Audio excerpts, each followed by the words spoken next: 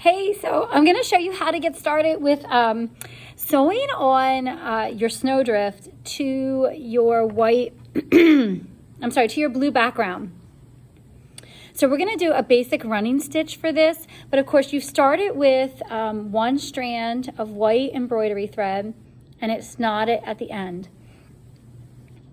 You have one blue circle and one white snowdrift, and we're just going to sew down the top edge of the snowdrift. You'll see eventually why that is, but I'll tell you, we're going to be sewing around the outside edge eventually, which will secure the bottom edge of it. So right now, all we need to do to secure the snowdrift to the blue circle is to use a running stitch, one white thread, and across the top. So we're going to start at the back of your felt, and you're going to start at one end or the other. It doesn't matter which one you choose. And again, we're working at the top. So I'm going to poke my needle through both layers at the corner here. And notice I'm getting pretty close, but not too close to the edge. I don't want to go off the edge. Maybe like 1/4 of an inch is fine. And then it's just a very basic stitch. So I've come up and I'm just going to go right back down about 1/4 of an inch away. Now the key is going to be consistency, right? So there's my first stitch. If my first stitch is about 1/4 of an inch long, then I want my second stitch and my third stitch and my fourth stitch to be about 1/4 of an inch long.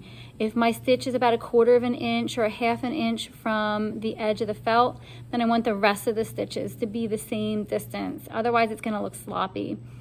So then I'm going to poke. So now I'm at the bottom and I'm going to poke back up through, getting kind of close to my last stitch. It's probably definitely under 1/4 of an inch away. If you need to, you can get out a ruler. I just like to eyeball it. And then again, I want my stitch to be about the same length as my previous one, so I'm going back down through. So it's just weaving up, down, up, down.